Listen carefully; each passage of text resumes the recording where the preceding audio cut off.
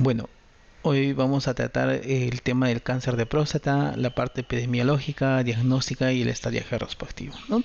El que les habla es el doctor Herbert Flores Cosi, médico asistente del Servicio de Urología del Hospital Nacional Arzobispo Loaiza. El cáncer de próstata pues es una de las patologías que nosotros vamos a ver con bastante frecuencia en nuestra población.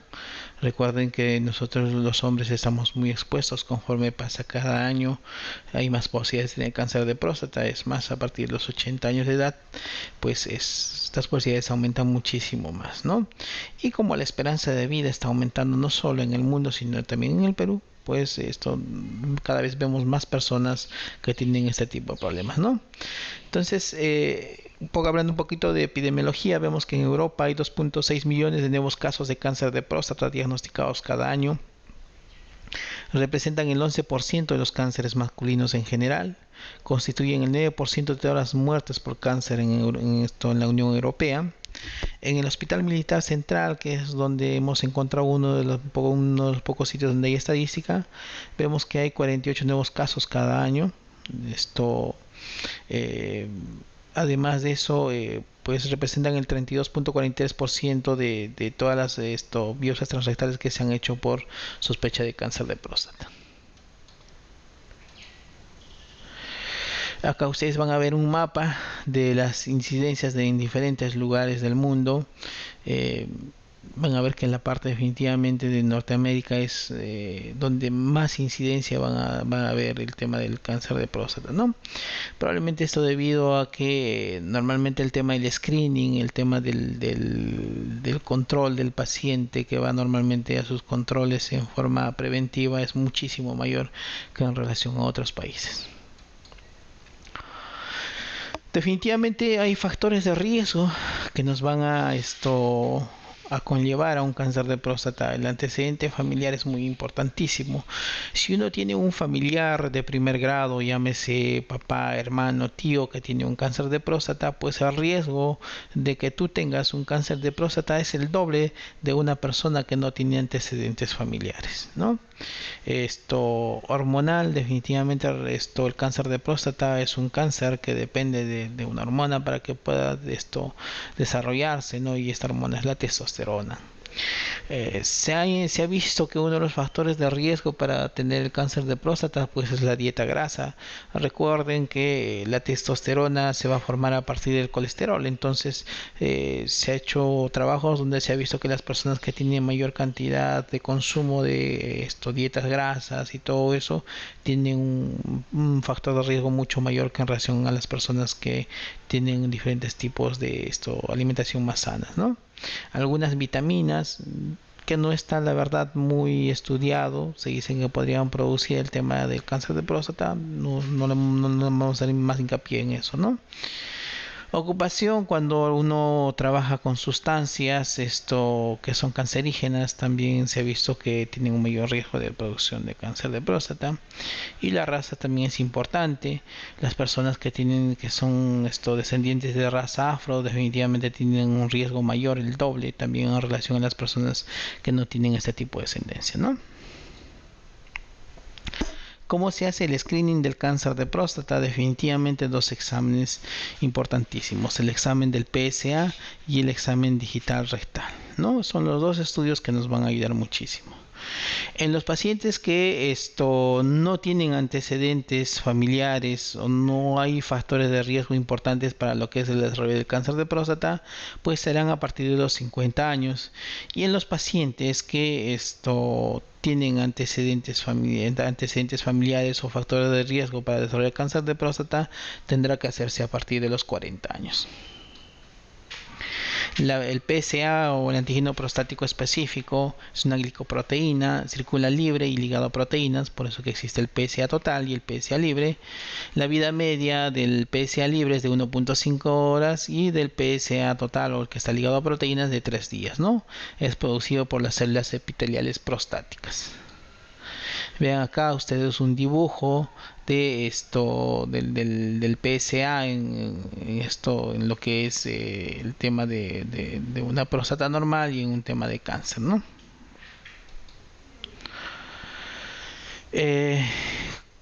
El PSA antígeno prostático específico definitivamente tiene un valor predictivo positivo. Cuando el PSA es de 0,1, el valor predictivo positivo para cáncer está entre 2,8 a 5%. Cuando está de 1 a 2,5, el valor predictivo positivo es de 10,5 a 14. De 2,5 a 4, el valor predictivo positivo es 22 a 30%. Cuando el valor está entre 4 a 10, pues tenemos que el valor predictivo sube a un 41%. Y cuando el valor predictivo positivo está más de 10, definitivamente, cuando el PSA está con un valor más de 10, el valor predictivo positivo está en el 69%. Por eso que normalmente los pacientes que tienen un PSA de mayor o igual a 10, pues tienen que ir a una biopsia prostática. ¿Cuáles son las indicaciones de la biopsia prostática transrectal ecodirigida? Pacientes que tienen un PSA mayor a 10, PSA entre 2,5 a 10 nanogramos por mililitro y con factores de riesgo, con examen digitales pues, sospechosos, tienen que ir a lo que es una biopsia prostática, y un examen dígito rectal o el tacto rectal positivo, donde encontramos un aumento de la consistencia o una próstata pétrea o dura, pues definitivamente tiene que ir a un tema de una biopsia prostática. La especificidad del PSA, pues ya hemos dicho que el porcentaje o el índice de PSA nos va a ayudar en el tema del descarte de lo que es cáncer de próstata, la densidad del PSA, la velocidad del PSA, también, y esto nos ayudan al tema del descarte de cáncer de próstata, ¿no? ¿Cuántas biopsias de uno debe tomar? Algunos dicen 6, otros dicen 8, otros dicen 10, 12, 13, 18, 21, más de 21. La verdad, existen diferentes escuelas en lo que es el tema de cuántas biopsias pues, se deben tomar de la glándula prostática. Nosotros creemos en el Hospital Arzobispo Loaiza que lo mejor es hacer la biopsia por sextantes, ¿no? Dividimos la glándula prostática en un lóbulo derecho y un lóbulo izquierdo y tomamos 6 muestras de cada lóbulo. ¿Listo? Definitivamente para que el paciente pueda hacerse la biopsia transrectal ecodirigida, pues esto tiene que tener una preparación previa. Lo primero es un enema evacuante a la noche anterior y la mañana del procedimiento. Esto para eliminar los residuos de heces de toda la zona del recto, ¿no? Recuerden que la zona del recto va a ser contaminada, entonces lo que queremos hacer con estas medidas es tratar de disminuir al máximo la posibilidad de que haya una infección post biopsia prostática. Damos antibiótico profilaxis, definitivamente es importantísimo antes de lo que es el tema de la biopsia prostática. Lo que usamos son las fluoroquinolonas, dentro de ellos el levofloxacino es el antibiótico más usado. Algunos usan el ciprofloxacino también como antibiótico profilaxis, que también es válido, ¿no? El tema de la anestesia, pues definitivamente es con anestesia local. Se usa la silocaína en jalea al 2%, se introduce todo un tubo en el nivel del recto, se esperan más o menos entre 3 a 5 minutos para que el efecto tópico de la anestesia de la silocaína haga efecto y el procedimiento de la biopsia transrectal ecodirigida no sea tan dolorosa para el paciente. Vean ustedes, hay diferentes formas de posicionar al paciente. Algunos lo hacen en decúbito lateral, otros lo hacen en posición de litotomía. Eso va a depender mucho del operador, ¿no? A cual ellos están más acostumbrados, ¿no? Y del tipo de camilla que tenga a su disposición para hacer este tipo de biopsia. Ustedes vean, este es el transductor, endocavitario transrectal, y viene acoplado con lo que es un acoplador de la aguja, con el cual nosotros vamos a ir a ver las zonas de lo que es la glándula prostática y a realizar la biopsia respectiva, ¿no? ¿Por qué ecodirigida? Porque te va a aumentar la posibilidad de hacer la biopsia de zonas sospechosas. Específicamente te va a ayudar a hacer una buena un buen mapeo anatómico de lo que es la glándula prostática para que tomes las biopsias de las zonas específicas, ¿no? Ecográficamente se habla que las zonas hipoecogénicas en la glándula prostática son las zonas más sospechosas de lo que pueda ser el tema de una tumoración prostática o un cáncer de próstata, ¿no? Si dentro de tu equipo está la posibilidad de hacer un ecodoppler, eso también puede ayudar a aumentar la sensibilidad de lo que es el estudio de la biopsia transrectal ecodirigida. Vean ustedes, este es el transductor, digamos la glándula prostática. Si hacemos un esquema, vamos a ver que esta zona de acá es la zona fibromuscular anterior, esta zona de acá es la zona central y esta zona de acá es la zona periférica, ¿no?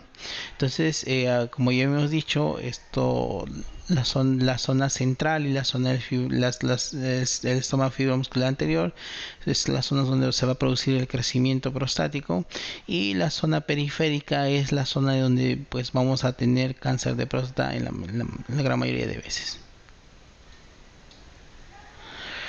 Definitivamente, según el tipo de plano que agarremos en lo que es la ecografía transrectal, nosotros tenemos que hacer la biopsia. Entonces, si nosotros tuviéramos este tipo de presentación como la que está acá, pues tendríamos que hacer biopsias, dos en esta zona, bueno, cuatro en total en esta zona periférica, y dos a nivel de la zona central, ¿no? Si eso nosotros lo vemos en un corte sagital, en un plano sagital, vamos viendo que las cuatro que se producen acá son en la zona periférica, tres específicamente acá, y una que va a ir a tomar definitivamente parte de lo que son las vesículas seminales, y dos van a ir a la zona central o de la glándula prostática.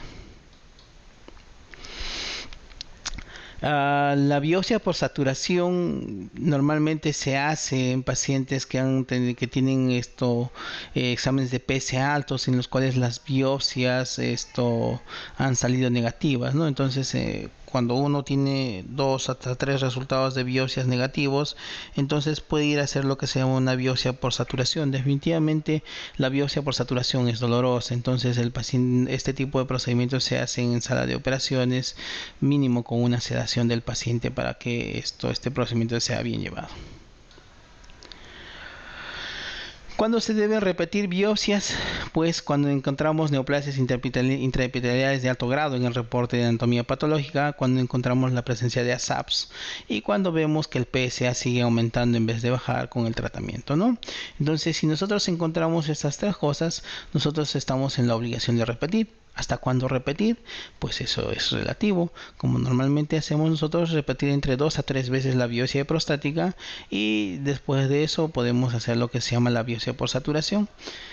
Normalmente nuestros amigos, colegas anatomopatólogos, pues cuando encuentran este tipo de lesiones, muchas veces pueden pedir tinciones inmunohistoquímicas especiales. ¿Cuáles son las complicaciones de la biopsia transrectal ecodirigida? En el 93% de los pacientes no ocurre nada. En un 3% pueden haber las infecciones urinarias post biopsia prostática. En un 2% hacen una retención de orina, y en un 2% pueden hacer problemas de rectorragia, ¿no? Todos este tipo de complicaciones pues son totalmente fáciles de curar, ¿no? Normalmente cuando uno hace una biopsia transrectal ecodirigida, le explica los signos de alarma, signos de infección urinaria, signos de sangrado, para que puedan venir en forma inmediata ante la presencia de cualquiera de esos signos de alarma. El estadiaje, lo que es se va a hacer una vez que nosotros tenemos el diagnóstico de cáncer de próstata, ¿no? Viene un paciente con signos de sintomatología, le hacemos los exámenes, sospechamos cáncer, le hacemos la biopsia y sale un resultado positivo. Entonces, el estadiaje va a ser en relación al TNM, desde el que tenemos del año 2012, los T1, que son normalmente que se encuentran luego de haber, en pacientes que han sido sometidos a una cirugía prostática, se encuentran presencia de células cancerosas en los fragmentos de tejido que nosotros sacamos, ¿no? Y el T2 pues es cuando nosotros tenemos pacientes que tienen algún tipo de alteración, ya sea en el tacto rectal o en el examen del PSA, y podemos encontrar tumoraciones localizadas de menos del 5%, más del 5%, localizado en un solo lóbulo, en dos lóbulos, que infiltran lo que es la cápsula, vesículas seminales, o que infiltran otras estructuras de lo que es la pelvis, ¿no?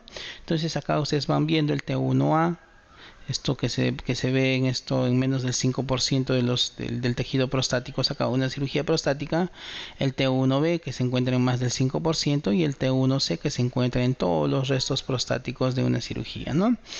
El T2A normalmente está confinado al menos de esto del 5% de uno de los lóbulos, el T2B que definitivamente tiene más del 5% y esto solo toma uno de los lóbulos de la glándula prostática, el T2C que puede ser más del 5 o menos del 5 pero que toma los dos lóbulos de la glándula prostática, el T3A que nos va a infiltrar lo que es la cápsula prostática, el T3B que nos va a infiltrar lo que son la cápsula prostática y las vesículas seminales y el T4 pues que definitivamente va a infiltrar otras estructuras de la pelvis.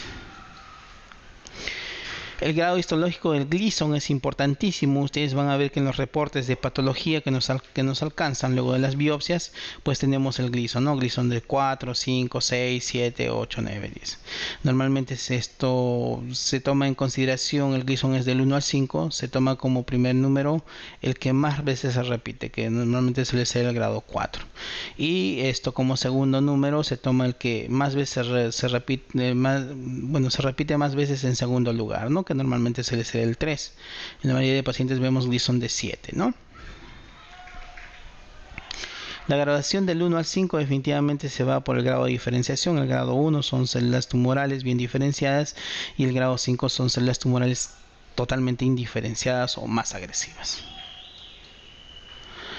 La tomografía abdominopélvica nos va a ayudar a la visualización de ganglios dentro del retroperitoneo, dentro de la pelvis, esto para ver si hay compromiso metastásico hacia ganglios. La gammagrafía óseo, esto definitivamente ustedes recuerden que el sitio principal de metástasis del cáncer de próstata son los huesos. Entonces, habiendo hecho estas disquisiciones y habiendo hecho estos exámenes de estadiaje, pues podemos hacer una diferenciación del cáncer de próstata, ¿no? El cáncer de próstata localizado normalmente se refiere al T1 o al T2, o sea, cánceres que están dentro de la glándula prostática que no han infiltrado lo que es la cápsula. El NX puede ser que tengan ganglios en algún lugar y el M0 definitivamente que no hay metástasis hacia otros órganos, ¿no? Luego tenemos el cáncer de próstata localmente avanzado, que es el T3, el T4, el T3 que infiltra la cápsula prostática, las vesículas seminales, el T4 que puede estar infiltrando otros órganos de la pelvis, puede ser cualquier ganglio, pero que no tenga metástasis hacia otros órganos, ¿no? Y el cáncer de próstata metastásico pues es el que tiene metástasis hacia otros órganos, hueso, pulmón, hígado, alguno de ellos, ¿no? Siendo el hueso y los pulmones los principales sitios de metástasis de cáncer de próstata.